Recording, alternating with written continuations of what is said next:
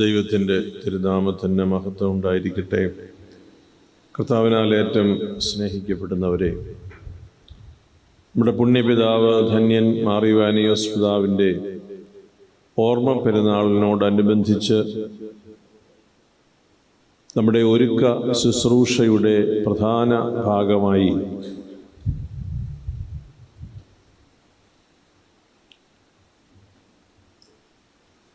വന്യപിതാവിൻ്റെ ശുശ്രൂഷയുടെ ഒരു പ്രഭവ സ്ഥലത്ത് നിന്ന് പദയാത്രയായി ഖബറിങ്കൽ വരെ സമർപ്പണത്തോടെ നമ്മൾ പ്രാർത്ഥിച്ച് നീങ്ങുന്നതിന് ഈ കുർബാന തുടക്കം കുറിക്കുകയാണ്. നമ്മെ സംബന്ധിച്ച് അനുഗ്രഹത്തിൻ്റെയും ദൈവാനുഭവത്തിൻ്റെയും അമൂല്യമായ ഒരു മുഹൂർത്തത്തിൽ നമുക്ക് ദൈവകൃപയോട് ചേർന്ന് നിൽക്കുവാൻ സാധിക്കുന്ന വലിയ സന്തോഷത്തിലും അനുഗ്രഹത്തിലുമാണ്. വിശുദ്ധ സുവിശേഷത്തിൽ അനേക തവണ ആവർത്തിച്ചിട്ടുള്ള ഒരു ചോദ്യം, നീ വിശ്വസിക്കുന്നുവോ? എനിക്ക് ഇത് ചെയ്യുവാൻ സാധിക്കും എന്ന് നീ വിശ്വസിക്കുന്നുവോ? വ്യത്യസ്തമായ തലങ്ങളിലും വ്യത്യസ്തമായ സാഹചര്യങ്ങളിലും ഉപകർത്താവേ എന്ന് മറുപടി പറഞ്ഞവർക്ക് അതിനനുസൃതമായ ഒരു വലിയ അനുഭവം ദൈവം നൽകുന്നത് നാം സുവിശേഷത്തിൽ നിന്ന് പഠിക്കുന്നുണ്ട്. കർത്താവിൻ്റെ അടുക്കൽ വന്ന ഒരു കൂട്ടരുടെ കാര്യമാണ് വിശദമായി ഇന്ന് ലൂക്കോസിൻ്റെ സുവിശേഷത്തിൽ നാം വായിച്ച് കേട്ടത്. എത്രനാൾ ഞാൻ നിങ്ങളോട് ക്ഷമിക്കും, എത്രനാൾ നിങ്ങളോടുകൂടെ ഞാൻ ഉണ്ടായിരിക്കും? കർത്താവ് ശിഷ്യന്മാരോട് ചോദിക്കുകയാണ്. ഇത് സാധ്യമാണോ?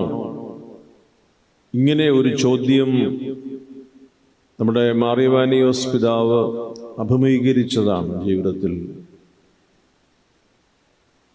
സഭ സുവിശേഷം പ്രഘോഷിക്കണം, നമ്മുടെ അതിർവരമ്പുകൾ വിശാലമാക്കണം, നാം നമ്മുടെ പ്രാദേശികമായ ചിന്തകൾക്കപ്പുറത്ത് ഭാരതം മുഴുവൻ സുവിശേഷവുമായി നടന്നു നീങ്ങണം.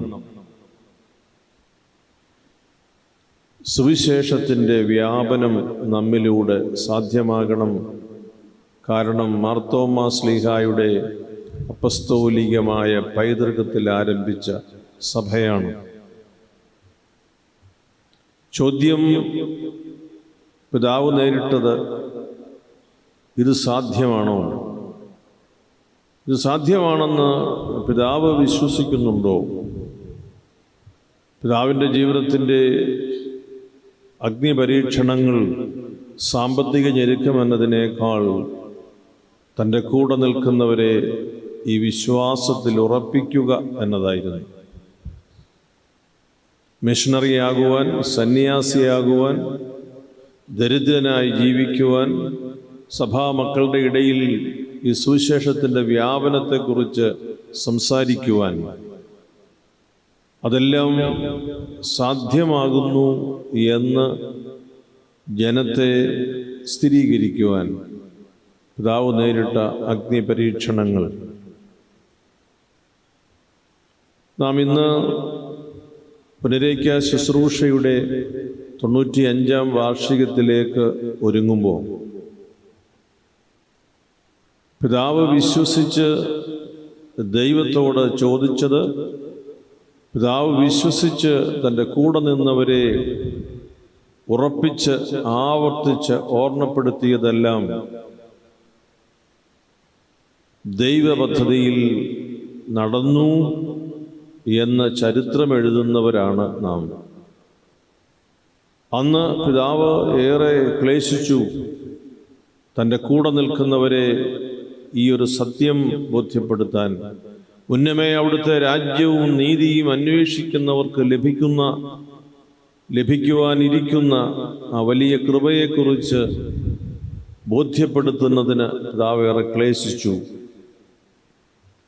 അതിൻ്റെ കാരണം മലങ്കര സഭയുടെ അനേക നാളുകളിലെ ഗതിവിഗതികൾ സൂക്ഷ്മമായി അറിയുന്നവരും അനുഭവിക്കുന്നവരുമായ ഒരു ജനതയാണ് ചുറ്റും. വ്യവഹാരങ്ങൾക്ക് പിന്നാലെയായി പരിഹാരമെന്നതിനേക്കാൾ അടുത്ത വ്യവഹാരം നിലനിന്ന ഒരു സാഹചര്യത്തിൽ പിതാവ് ദൈവത്തോട് പ്രാർത്ഥിച്ചു, ഈ ജനത്തെ എന്ത് പറഞ്ഞ് ഞാൻ വിശ്വസിപ്പിക്കും? സ്നേഹിതരിൽ ചുരുക്കം ആളുകൾ പിതാവിനോടൊപ്പം നിന്നു. മഹാഭൂരിപക്ഷവും പിതാവിനെ വിട്ടുപോയി. സമുദായ സ്നേഹിയെന്നും സഭാസ്നേഹിയെന്നും തെരഞ്ഞെടുക്കപ്പെട്ടവനെന്നും കണ്ണിലെ കൃഷ്ണമണിയെന്നും വിശേഷിപ്പിച്ചിരുന്നയാൾ വഞ്ചകനും സഭയുടെ നാശത്തിൻ്റെ അടയാളമായി അവർ ചിത്രീകരിച്ചു.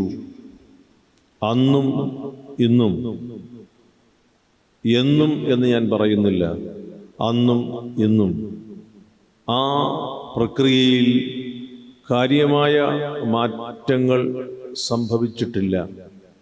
എന്നാൽ പിതാവ് ആഗ്രഹിച്ച് പ്രാർത്ഥിച്ച് മുൻപോട്ട് വെച്ച കാര്യത്തിൽ പൂർണ്ണമായി അഭയപ്പെട്ട് വരുന്നവരുടെ എണ്ണം നാം വേദപുസ്തകത്തിൽ നിന്ന് വായിക്കുന്നത് പോലെ അനുദിനവും കർത്താവ് കൂടെ ചേർത്തുകൊണ്ടേയിരുന്നു. നമ്മോടുള്ള ചോദ്യം, do you believe in it? സുവിശേഷത്തിലെ താളും സുവിശേഷത്തിലെ ആളുകളും മാറി. നമ്മോട് ചോദിക്കുന്നു, നമ്മുടെ പിതാവ് നിർവഹിച്ച ഈ ശുശ്രൂഷയെക്കുറിച്ച് നീ വിശ്വസിക്കുന്നുവോ? ഇത് സാധ്യമാണെന്ന് നീ കരുതുന്നുവോ? നിസ്സാര കാര്യത്തിൽ നാം വേണ്ട എന്ന് വയ്ക്കുന്ന, ദൈവത്തിൽ ആശ്രയിക്കുന്ന ആ വലിയ സമർപ്പണം നമ്മുടെ അജപാലന ശുശ്രൂഷയിലും സഭാ ശുശ്രൂഷയിലും നമ്മളുമായി ബന്ധപ്പെട്ടിരിക്കുന്ന അനേക തലങ്ങളിലുമെല്ലാം നാം മനസ്സിലാക്കേണ്ടുന്ന ഒരു കാര്യം, പിതാവ് പാഠമായി സ്ഥിരീകരിച്ച് നൽകിയ ഒരനുഭവമാണ് നമ്മെ ഭരമേൽപ്പിച്ച് പോയിരിക്കുക. അതുകൊണ്ടാണ് പിതാവ് അസന്നിഗ്ധമായ ഭാഷയിൽ പറഞ്ഞത്, ഞാൻ നിങ്ങളോട് പറഞ്ഞതും നിങ്ങളുടെ ഇടയിൽ പ്രവർത്തിച്ചതും സാധ്യമാകാൻ സ്വർഗത്തിലെത്തിയ ശേഷവും ഞാൻ പ്രാർത്ഥിച്ചുകൊണ്ടിരിക്കും. നാം പിതാവിൻ്റെ മാധ്യസ്ഥം തേടുന്നവരാണ്. നാം പിതാവിൻ്റെ അടുക്കൽ മനസ്സ് വേദനിക്കുമ്പോൾ നിയോഗങ്ങൾ പറയുന്നവരാണ്. അടിസ്ഥാനപരമായി ദൈവത്തിൽ വിശ്വാസമർപ്പിച്ച് ജീവിച്ച പിതാവിനെ കുറിച്ച് നമുക്കുള്ള വിശ്വാസം, ദ കോൺഫിഡൻസ്, അത് വളരെ പ്രധാനപ്പെട്ടതാണ്. ആ പ്രത്യാശയിലാണ് നാം പിതാവിനോടൊപ്പം യാത്ര ചെയ്യുക. നാം ഇന്ന് ഒരു തീർത്ഥാടനം ഇവിടെ നിന്ന് ആരംഭിക്കുമ്പോൾ നമ്മുടെ മുൻപിൽ നടക്കാൻ പിതാവുണ്ട്. നമ്മുടെ മുൻപിൽ, നമുക്കെല്ലാവർക്കും മുൻപിൽ ഈ സ്ഥലത്ത് വന്ന പിതാവ്, ഈ സ്ഥലത്തു നിന്ന് നാം പിതാവിൻ്റെ വിശ്രമ സങ്കേതത്തിലേക്ക് നടക്കുമ്പോൾ നമ്മുടെ മുൻപിൽ നടക്കാൻ പിതാവുണ്ട്. പിൻപിലും വലത്തും ഇടത്തും നമ്മോട് ചേർന്നും നമ്മെ ചേർത്ത് പിടിച്ചും പിതാവ് നടക്കുന്നു. പിതാവിനോട് ചേർന്നുള്ള ഒരു യാത്ര, അത് 5 ദിവസത്തെ അല്ല, ഒരു ജീവിതകാലം മുഴുവൻ അതിൻ്റെ ഒരു ഉദാശപരമായ ഒരനുഭവത്തിൽ നാം ഈ ത്രോണോസിനോട് ചേർന്ന് നിൽക്കുകയാണ്. അപ്പോൾ പ്രാർത്ഥനാപൂർവം നമ്മുടെ നിയോഗങ്ങളും നമ്മുടെ ഭൗതികമായ ആവശ്യങ്ങളെക്കുറിച്ചുള്ള നമ്മളുടെ പട്ടികകൾ അവിടെ നിൽക്കട്ടെ. നമുക്ക് പിതാവിനോടൊത്ത് യാത്ര ചെയ്യുന്നത് സന്തോഷമാണെന്ന് സ്വർഗത്തോട് പറയാം. പിതാവ് ഞങ്ങളുടെ കൂടെയുള്ളത്, പിതാവിൻ്റെ കൈകളിൽ പിടിച്ച് നടക്കുന്നത് ഞങ്ങളുടെ ജീവിതത്തിൻ്റെ സാഫല്യമാണെന്ന് സ്വർഗത്തോട് പറയാം. സ്വർഗത്തിലെ മാലാഖമാർ ഭൂമിയിലെ അനേക മനുഷ്യരോട് ആ സദ്വാർത്ത അറിയിച്ചുകൊണ്ടിരിക്കട്ടെ. പിതാവിനോടൊപ്പം യാത്ര ചെയ്യുന്നവരുടെ എണ്ണം ഇതാ ഭൂമിയിൽ വർദ്ധിക്കുന്നു എന്നത് അനേകരിലേക്ക് വ്യാപിക്കുന്നതിന് ഇടയാകട്ടെ. വിശുദ്ധ കുർബാനയിൽ നാം കർത്താവിൻ്റെ തിരുസന്നിധിയിൽ ഒരു ചെറിയ അപ്പത്തിന് ചുറ്റും ലോകം മുഴുവൻ ഒരുമിച്ച് നിന്ന് സത്യദൈവമായ നിന്നെ ആരാധിക്കുന്നു, പരിശുദ്ധ പരമ ദിവ്യ കാരുണ്യമേ എന്ന് ഒരു ചെറിയ അപ്പത്തെ നോക്കി വിശ്വാസപൂർവ്വം വിളിക്കുന്നത് ഒരു വളർച്ചയുടെ പാരമ്പര്യത്തിലാണ്. ഒരു ചെറിയ അപ്പത്തെ നോക്കി പരിശുദ്ധ പരമ ദിവ്യകാരുണ്യമേ എന്ന് വിളിക്കാൻ മനുഷ്യന് കഴിയുന്നത് പരിശുദ്ധാത്മാവ് രൂപാന്തരപ്പെടുത്തുമ്പോഴാണ്. രൂപാന്തരപ്പെടുത്തപ്പെട്ട ഒരു ജീവിതത്തിൻ്റെ പുതിയ യാത്രയായി 2025 തീർത്ഥാടനം നമുക്ക് സ്വീകരിക്കാം. പരിശുദ്ധാത്മ കൃപ നമ്മെ കൂടുതൽ ശക്തിപ്പെടുത്തട്ടെ എന്ന് പ്രാർത്ഥിക്കുന്നു. ഈ കുർബാനയോട് ചേർത്ത് നമ്മൾ നമ്മുടെ നിയോഗങ്ങളെല്ലാം വെച്ച് പ്രാർത്ഥിക്കുമ്പോൾ കൽദായ സുറിയാനി സഭയുടെ മേലധ്യക്ഷൻ മാർ അപ്രയം മെത്രാപ്പൊലീത്ത ദിവംഗതനായി വന്യ പിതാവിനെ ഈ വിശുദ്ധ കുർബാനയിൽ നമുക്ക് ഓർക്കാം. നമ്മുടെ സഭയുമായി അദ്ദേഹത്തിനുള്ള അടുത്ത ബന്ധം നമ്മുടെ സീരിയുടെ സ്ഥാപനവുമായി ബന്ധപ്പെട്ടാണ്, സുറിയാനി പഠനവുമായി ബന്ധപ്പെട്ടാണ്. സീരിയുടെ സ്ഥാപനത്തിലും സുറിയാനി പഠനത്തിന് ആവശ്യമായ ബലം നൽകി നമ്മെ ഏറ്റവും അധികം പ്രോത്സാഹിപ്പിച്ച ഒരു പിതാവാണ് മാർ അപ്രയം മെത്രാപ്പൊലീത്ത. അദ്ദേഹത്തിൻ്റെ സഭയ്ക്ക് ബലം ലഭിക്കുവാൻ, അദ്ദേഹത്തിന് നിത്യശാന്തി ലഭിക്കുവാൻ നമുക്ക് പ്രാർത്ഥിക്കാം. നമ്മുടെ സഭയിൽ ഈ അടുത്ത ദിവസങ്ങളിൽ നമ്മുടെ ബഹുമാനപ്പെട്ട വൈദികരുടെയും സമർപ്പിതരുടെയും ഒക്കെ നമ്മുടെ കുടുംബങ്ങളിൽ നിന്നൊക്കെ അനേകർ ദൈവസന്നിധിയിലേക്ക് വിളിക്കപ്പെട്ടു. അവരെയെല്ലാം നമ്മുടെ പ്രാർത്ഥനയിൽ ഈ ത്രോണോസിൻ്റെ മുൻപിൽ നമുക്ക് ഓർക്കാം. ഇക്കഴിഞ്ഞ ദിവസം നിര്യാതയായ ബഥനി മഠത്തിലെ സിസ്റ്റർ ഹിംലീന ആയിരക്കണക്കിന് കുഞ്ഞുങ്ങൾക്ക് വേദോപദേശം നൽകിയ ഒരു സന്യാസിനിയാണ്. കർത്താവിനെക്കുറിച്ച് പറയുന്നതും കർത്താവിൻ്റെ സഭയെക്കുറിച്ച് പറയുന്നതും മലങ്കര സഭയെക്കുറിച്ച് പറയുന്നതും വലിയ ആവേശത്തിലും വലിയ സന്തോഷത്തിലും എത്രയോ മനുഷ്യർക്ക് കർത്താവിനെ പരിചയപ്പെടുത്തി കൊടുത്ത ഒരു സന്യാസിനിയാണ്.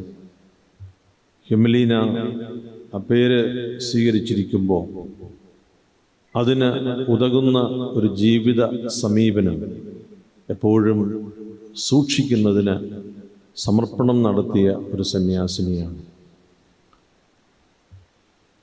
ഒരു സിസ്റ്റർ മരിച്ചു എന്നതിനേക്കാൾ നമുക്ക് സ്വർഗത്തോട് ഒരു ബന്ധം സ്ഥാപിച്ച് നൽകിയ നമ്മളുടെ ഒരു സന്യാസിനി, ഒരു സഹോദരി, ഇവിടെ നമുക്ക് ആ ബന്ധം നഷ്ടമാകുന്നു, സ്വർഗത്തിൽ ആ ബന്ധം നമുക്ക് നേട്ടമാകുന്നു.